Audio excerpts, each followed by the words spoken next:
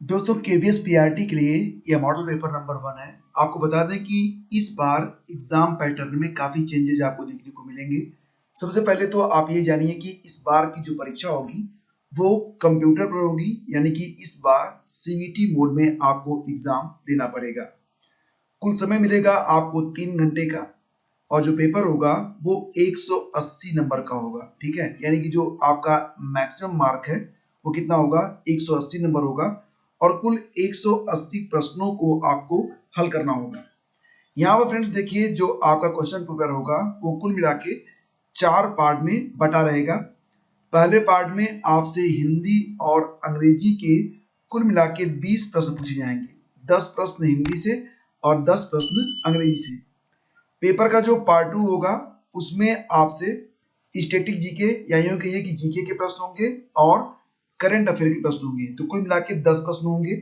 इसके अलावा इसी पार्ट में आपको रीजनिंग के भी प्रश्न देखने को मिलेंगे और कंप्यूटर के भी प्रश्न। तो रीजनिंग से 5 प्रश्न होंगे, कंप्यूटर से भी 5 प्रश्न होंगे, तो कुल मिला के 10 प्रश्न। ठीक है, तो पार्ट 1 और पार्ट 2 में कुल मिला के कितने प्रश्न आपके हो गए? पार्ट 1 और पार्ट 2 से आपके 40 प्रश्न हो गए। अब देखते हैं पार्ट 3 में आपसे क्या पूछा जाएगा। देखो फ्रेंड्स, पार्ट 3 में आपसे पेड़ागाजी से संबंधित क्वेश्चन पूछे जाएंगे और इनकी संख्या जो होगी वो कितनी रहेगी, तो 60 प्रश्न होंगे। ठीक है, इसके बाद जो चौथा पार्ट होगा उसमें जो आप सीटेट की परीक्षा में या फिर टीटी की परीक्षा में पढ़े होते हैं वही पाठ्यक्रम यहाँ पर रहेगा। मतलब ये कि इसमें आपसे इन्वायरमेंट के क्वेश्चन होंगे, हिंदी के क्वेश्चन होंगे, इंग्लिश के क्वेश्चन होंगे और मैथ के प्रश्न पूछे जाएंगे। ठीक है, तो इस प्रकार से जो चौथा पार्ट होगा इससे आपको मिलाकर कुल 80 प्रश्न हल करने होंगे। तो अगर आप इनको जोड़ेंगे तो कुल पूर्णांक 180 अंक का होता है। कोई भी नेगेटिव मार्किंग नहीं रहेगा। तो ये हो गया आपके सिलेबस के बारे में। और अब ये मॉडल पेपर नंबर 1 है, तो आइए इसके प्रश्नों को देखते हैं। इसी प्रकार के प्रश्न आपको एग्जाम में देखने को मिलेंगे। और देखिए फ्रेंड्स, अगर आप रेगुलर प्रैक्टिस सेट चाहते हैं तो चैनल को अभी सब्सक्राइब कर लें और बेल आइकन को प्रेस कर दें। चलिए शुरू करते हैं। पहला क्वेश्चन देखिए। तो दोस्तों यहाँ पर पहला क्वेश्चन है कि जैन धर्म के 23वें तीर्थंकर कौन थे। जैसा कि फ्रेंड्स आप लोग जानते होंगे कि जैन धर्म में कुल कितने तीर्थंकर हुए हैं, तो 24 हुए हैं। और जो 24वें तीर्थंकर थे वो कौन थे, महावीर स्वामी थे। यहाँ पर जो प्रश्न है उसमें पूछा जा रहा है कि 23वें तीर्थंकर कौन थे। तो फ्रेंड्स 23वें तीर्थंकर थे ऑप्शन बी, यानी कि पारस। ठीक है, तो यहाँ पर ध्यान दीजिएगा, ऐसे प्रश्न आपको एग्जाम में मिलेंगे। तो महावीर स्वामी ये 24वें तीर्थंकर थे। इनका प्रतीक था सिंह, जबकि जो 23वें तीर्थंकर थे पार्स, उनका जो प्रतीक होता है वो होता है सर्प। तो कभी कभी एग्जाम में प्रतीक के बारे में भी प्रश्न पूछे जाते हैं। अच्छा, एक बात और याद रखना कि जो 22वें तीर्थंकर थे जिनका नाम था अरिष्टनेमि, अरिष्टनेमि को भगवान कृष्ण का निकट संबंधी बताया गया है। तो एग्जाम में ये प्रश्न भी आ सकता है। ठीक है, और यहाँ पर जो अगला नाम है वो नामिका है। तो नामी जो थे ये 21वें तीर्थंकर थे। ठीक, आगे बढ़ते हैं। बुद्ध के उपदेश किस भाषा में थे। तो गौतम बुद्ध जी ने जो उपदेश दिए थे वो मूल रूप से पाली भाषा में दिए थे, यानी कि यहाँ पर ऑप्शन सी आपका बिल्कुल करेक्ट है। अगला क्वेश्चन देखिए, इंडिका के लेखक कौन माने जाते हैं। तो इंडिका के लेखक कौन है, हर्षवर्धन। ये तो गलत हो जाएगा, चाणक्य ने भी नहीं लिखा है। चाणक्य ने जो किताब लिखी है उसका नाम क्या है, जी हाँ, अर्थशास्त्र। और इसका सही जवाब बन जाएगा ऑप्शन सी, यानी कि मेगास्थनीज। अच्छा, मेगास्थनीज था कौन। देखो फ्रेंड्स, मेगास्थनीज सेल्यूकस निकेटर का राजदूत था, जो कि चंद्रगुप्त के दरबार में रहता था। वही चंद्रगुप्त मौर्य, ठीक है, मौर्य वंश का संस्थापक। चंद्रगुप्त मौर्य और सेल्यूकस के बीच में जो युद्ध हुआ था उसका वर्णन मिलता है एप्पियानस में, एप्पियानस। अगला क्वेश्चन देखिए, चंद्रगुप्त मौर्य मगध की राजगद्दी पर कब बैठा। ये प्रश्न बहुत ही इंपॉर्टेंट है। चंद्रगुप्त मौर्य मगध की राजगद्दी पर कब बैठा। 345 ईसा पूर्व, जी नहीं। इसका सही जवाब क्या हो जाएगा, 345 ईसा पूर्व तो नहीं हो सकता। इसका सही जवाब बनेगा 322 ईसा पूर्व। ठीक है, यहाँ पर जो बाकी के समय दिए गए हैं, टाइम स्टैम्प दिए गए हैं, ये भी इंपॉर्टेंट है, इसके बारे में भी आपको बताऊंगा। देखो यहाँ पर जो आपका आंसर बनेगा, चंद्रगुप्त मौर्य मगध की राजगद्दी पर बैठा कब, 322 ईसा पूर्व में, यही हमारा आंसर है। बाकी जो टाइम स्टैम्प है उनको भी देखिए। 345 ईसा पूर्व में चंद्रगुप्त मौर्य का जन्म हुआ था। ठीक है, 305 ईसा पूर्व में चंद्रगुप्त ने सेल्यूकस को हराया था और 298 ईसा पूर्व में चंद्रगुप्त की मृत्यु हुई थी। कहां पर, श्रवणबेलगोला में, जो कि कर्नाटक में स्थित है। तो इस प्रकार से ये जो टाइम स्टैम्प है सभी चंद्रगुप्त मौर्य से ही संबंधित है। अगला क्वेश्चन देखिए, कलिंग युद्ध का वर्णन अशोक के किस शिलालेख में मिलता है? देखो फ्रेंड्स, यहाँ पर अगर आप मौर्य वंश को देखेंगे तो सबसे पहले स्थापना कौन करता है? चंद्रगुप्त मौर्य स्थापना करते हैं, ठीक है। उसके बाद बिंबिसार बिंदुसार, ठीक है, बिंदुसार चंद्रगुप्त मौर्य का पुत्र, और बिंदुसार का पुत्र कौन था? अशोक। तो इस प्रकार से ये जो क्रम है ये आगे बढ़ रहा है। तो कलिंग युद्ध का वर्णन अशोक के किस शिलालेख में मिलता है फ्रेंड्स? तो इसका आंसर हो जाएगा 13वें शिलालेख में, यानी कि ऑप्शन सी। अच्छा, अशोक ने कितने शिलालेख जो है, अशोक के कितने शिलालेख मिलते हैं? तो ये भी याद रखना कि अशोक के कुल 14 शिलालेख मिलते हैं, ठीक है। और कभी कभी प्रश्न ये भी आता है कि अशोक के कितने स्तंभ लेख मिलते हैं? तो स्तंभ लेख कितने हैं? 7 हैं, ठीक है। शिलालेख 14 हैं, स्तंभ लेख 7 हैं, ये याद रखना आप। तो जो पहला शिलालेख है उसमें पशुबल की निंदा की गई है। जो 11वां शिलालेख है उसमें धम्म की व्याख्या की गई है। 14वें शिलालेख में क्या मिलता है? जनता को धार्मिक जीवन बिताने की प्रेरणा देते हैं सम्राट अशोक। अगला क्वेश्चन देखिए, नालंदा विश्वविद्यालय की स्थापना किसने की? नालंदा विश्वविद्यालय की स्थापना किसने की? चंद्रगुप्त ने? नहीं, कुमारगुप्त ने। जी हाँ, यही सही है, ऑप्शन बी, कुमारगुप्त ने नालंदा विश्वविद्यालय की स्थापना की। ये आपको बिहार में मिलेगा, इसके जो अवशेष हैं ये अभी भी शेष हैं, तो आप जाकर देख सकते हैं वहां पर। तो इसको स्थापित कब किया गया था? कुमारगुप्त प्रथम के द्वारा 5वीं शताब्दी में, और इसे जो है 13वीं शताब्दी में प्रतिष्ठित किया गया।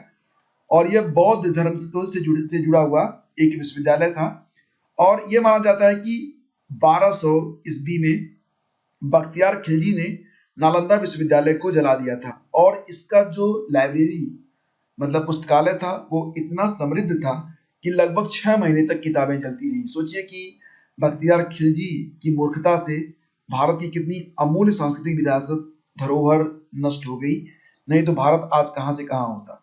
क्योंकि हमारा जो संपूर्ण ज्ञान होता है वो कहाँ पर होता है? हमारा ज्ञान तो किताबों में ही रहता है, और बख्तियार खिलजी ने उन किताबों को ही नष्ट कर दिया। अगला क्वेश्चन देखिए, जनवरी 2022 में किस देश ने अपना पहला योग महोत्सव मनाया? अच्छा, भारत ने अपना पहला जो, या यूं कहिए कि भारत के द्वारा पहला अंतरराष्ट्रीय योग महोत्सव 2015 में मनाया गया था, ये तो आप जानते ही हैं। यहाँ पर जो प्रश्न है उसको देखिए, जनवरी 2022 में किस देश ने अपना पहला योग महोत्सव मनाया? देखो फ्रेंड्स, इसका आंसर हो जाएगा ऑप्शन बी, सऊदी अरब ने, ठीक है। ये इंपॉर्टेंट क्वेश्चन है इसलिए आपको बता रहा हूं कि 29 जनवरी 2022 को जिद्दा के वाणिज्यिक केंद्र में सऊदी अरब ने अपना पहला योग दिवस मनाया है। सऊदी अरब ने औपचारिक योग प्रोटोकॉल की स्थापना के लिए 2021 में भारत के साथ एक समझौता ज्ञापन पर हस्ताक्षर किया था, और 2022 में भारत ने अपना 8वां इंटरनेशनल योग दिवस 21 जून को मनाया है। यह भी याद रखना कि इस बार जो योग दिवस मनाया गया था 21 जून को, इंटरनेशनल योग दिवस, यह योग दिवस का यानी कि इंटरनेशनल योग दिवस का 8वां संस्करण था, 8वीं बार इसे मनाया गया। 2015 से इसे मनाया जा रहा है प्रतिवर्ष, ठीक है। अगला क्वेश्चन देखिए, भारत का पहला योग विश्वविद्यालय कहां पर खुला है? अच्छा, ये प्रश्न भी इंपॉर्टेंट है। भारत का जो पहला योग विश्वविद्यालय है ये अमेरिका में खुला है, अमेरिका के लॉस एंजलिस में, और इसका नाम क्या है? स्वामी विवेकानंद योग विश्वविद्यालय। तो ये बहुत ही इंपॉर्टेंट क्वेश्चन है, एग्जाम में आ सकता है। अगला क्वेश्चन है कि भारत का पहला ई वेस्ट इको पार्क कहाँ स्थापित किया गया है? अच्छा, ई वेस्ट क्या होता है? जैसे कि आप मोबाइल फोन यूज करते होंगे और भी बहुत सारे आपके घर में जो इलेक्ट्रॉनिक सामान होते होंगे फ्रेंड्स, तो वो सारे इलेक्ट्रॉनिक सामान क्या होते हैं? वो धीरे धीरे नष्ट होते रहते हैं, लेकिन उसको सही जगह पर आप लगा नहीं पाते हैं, मतलब कि उसकी तरफ जो रेडिएशन वगैरह निकलता है उससे हमारा जो पर्यावरण है वो प्रदूषित होता रहता है। तो ई वेस्ट इको पार्क की स्थापना की गई कहाँ पर? दिल्ली में, ताकि लोग जो हैं वो अपने ई वेस्ट को सही तरीके से निस्तारित कर सके। आईपीएल 2022 का खिताब किसने जीता है? ये प्रश्न भी इंपॉर्टेंट है। अच्छा, क्या याद है आपको आईपीएल 2022 का खिताब किसने जीता? जी हाँ दोस्तों, ये जीता है गुजरात टाइटंस ने। गुजरात टाइटंस ने किसको हराया था? राजस्थान रॉयल्स को, यानी कि राजस्थान रॉयल्स उप विजेता बना गुजरात टाइटंस। और ये भी याद रखना कि 2022 में आईपीएल का कौन सा संस्करण आयोजित किया गया, ये बहुत इंपॉर्टेंट है। तो ये इसका 15वां संस्करण था, ठीक है, जिसका फाइनल जो था वो कहां पर खेला गया था? अहमदाबाद के नरेंद्र मोदी स्टेडियम में।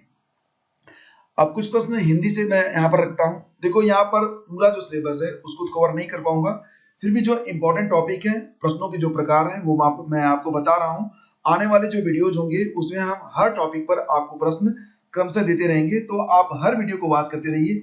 इससे आपकी एक शानदार तैयारी हो जाएगी, वो भी बिना किसी कोचिंग को ज्वाइन किए। खड़ी बोली हिंदी की किस उपभाषा के अंतर्गत आती है? हिंदी में ऐसे ही प्रश्न आएंगे। तो खड़ी बोली हिंदी की किस उपभाषा के अंतर्गत आती है? देखो फ्रेंड्स, इसका आंसर हो जाएगा ऑप्शन बी, यानी कि पश्चिमी हिंदी। पश्चिमी हिंदी जो है इसका विकास सौरसेनी अपभ्रंश से हुआ है। तो पश्चिमी हिंदी के अंतर्गत 5 बोलियां आती हैं: खड़ी बोली, हरियाणवी, ब्रज, कन्नौजी और बुंदेली। ठीक है। कौन सी भाषा द्रविड़ परिवार की नहीं है? कौन सी भाषा द्रविड़ परिवार की नहीं है? कन्नड़ आती है, मलयालम भी आती है, तेलुगु भी आती है, लेकिन बंगाली नहीं आती है। तो यही हमारा आंसर बनेगा, बंगाली भाषा ये द्रविड़ परिवार की नहीं है। उस मूल ध्वनि को जिसके खंड न हो सके क्या कहा जाता है? उसे कहते हैं फ्रेंड्स वर्ण। वर्णमाला होती है ना, तो वर्णमाला में क्या होता है? एक एक वर्ण होता है, क ख ग घ, तो उसके खंड आप नहीं कर सकते हैं, तो इसलिए उनको क्या कहते हैं? उनको कहते हैं वर्ण। ठीक है। देशांतर में कौन सी संधि है? संधि से भी क्वेश्चन आएंगे, संधि आपकी अच्छे से तैयार होनी चाहिए। देशांतर में कौन सी संधि है? वृद्धि, यण, दीर्घ या फिर गुण संधि? तो फ्रेंड्स यहाँ पर क्या हो जाएगा देशांतर में? जी हाँ, देशांतर में दीर्घ संधि है। देश धन अंतर बराबर देशांतर, तो आ रहा है, मतलब यहाँ पर वृद्धि हो रही है। दैट इज ऑप्शन सी, दीर्घ संधि। निम्नलिखित में कौन सा तत्सम शब्द है? कुछ कुछ को क्या कहते हैं? क्षीर और विवाह। विवाह तो जानते होंगे आप। कुछ का जो तद्भव होता है वो क्या होता है? कोख। ठीक है। और खीर का तत्सम होता है खीर। क्षीर, क्षीर तत्सम है, खीर तद्भव है।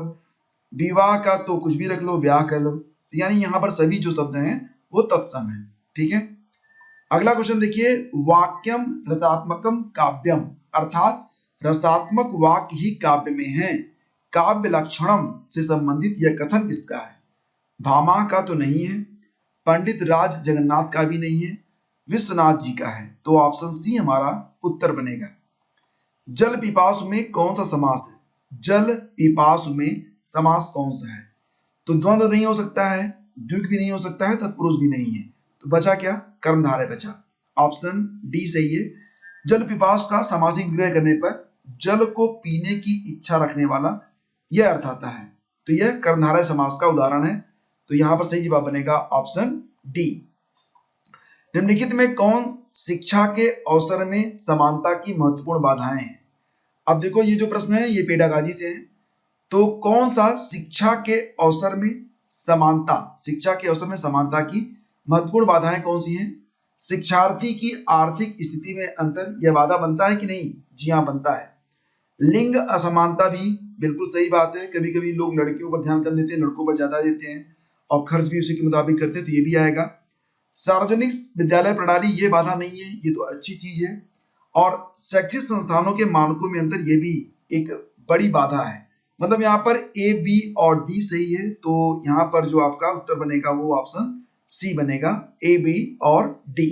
अगला क्वेश्चन देखिए, कौन सामाजिक तथा संवेगात्मक रूप से परिपक्व व्यक्ति का गुण नहीं है? मतलब ऐसा व्यक्ति जो सामाजिक रूप से और संवेगात्मक रूप से परिपक्व होगा, उसमें एक गुण नहीं होगा। कौन सा? देखो नीचे से देखते हैं। वह विनोद प्रिय होता है तथा जीवन के प्रति सकारात्मक दृष्टिकोण रखता है। ये तो अच्छी बात है, ये बिल्कुल सामाजिक और संवेगात्मक रूप से परिपक्व व्यक्ति का गुण होगा, तो ऑप्शन डी सही है। वह संवेगात्मक तनाव की स्थिति में संयम बनाए रखने में समर्थ होता है, ये भी सही है। वह दुश्चिंता और अंतर्द्वंद से अपेक्षाकृत मुक्त होता है, ये भी सही है। तो 3 तो सही हो गए, तो कौन सा नहीं होगा? वह सामाजिक अपेक्षाओं पर खरा उतरना अपना प्रमुख लक्ष्य बनाता है, ये नहीं होगा। जो सामाजिक अपेक्षाएं हैं कभी कभी वो सही नहीं होती हैं, तो सामाजिक अपेक्षाओं के मुताबिक हम काम करें जरूरी नहीं है। बाकी सब चीजें यहाँ पर सही हैं, तो हमारा सही जवाब बनेगा ऑप्शन ए, यही हमारा उत्तर बन जाएगा। अगला क्वेश्चन देखिए, आरंभ के प्राथमिक वर्षों यानी कक्षा 4 तक गणित के अधिगम के लिए, गणित को सिखाने के लिए किस प्रकार के प्रयास किए जाने की आवश्यकता होती है? कक्षा विद्यालय में नियमितता, ये जरूरी नहीं है। पाठ्यक्रम सक्षमताओं और कौशलों को पूरा करना, ये अलग बात है, लेकिन ये जरूरी नहीं है। संवर्धित पाठ्यक्रम प्रदान करना, ये भी नहीं। जो अधिगम की कठिनाइयां हैं उसका निदान करना, यही हमारा जो है सबसे पहले और प्राथमिक जो है आवश्यकता होती है। तो ऑप्शन ए यहाँ पर करेक्ट है। देखिए फ्रेंड्स, ये मॉडल पेपर नंबर 1 था और इसमें हमने पेडागॉजी और संबंधित जो अन्य टॉपिक है उससे कुछ महत्वपूर्ण प्रश्नों को डिस्कस किया। आगे के जो आपको मॉडल पेपर मिलेंगे उसमें बाकी के टॉपिक और बहुत सारे महत्वपूर्ण प्रश्न कवर किए जाएंगे। तो इसलिए आप लोग अगर अभी पहली बार इस चैनल पर हैं तो चैनल को सब्सक्राइब करके बेल आइकन को प्रेस करना बिल्कुल मत भूलिएगा। हम मिलेंगे आपसे अगले वीडियो में। आज्ञा दीजिए, नमस्कार, जय हिंद।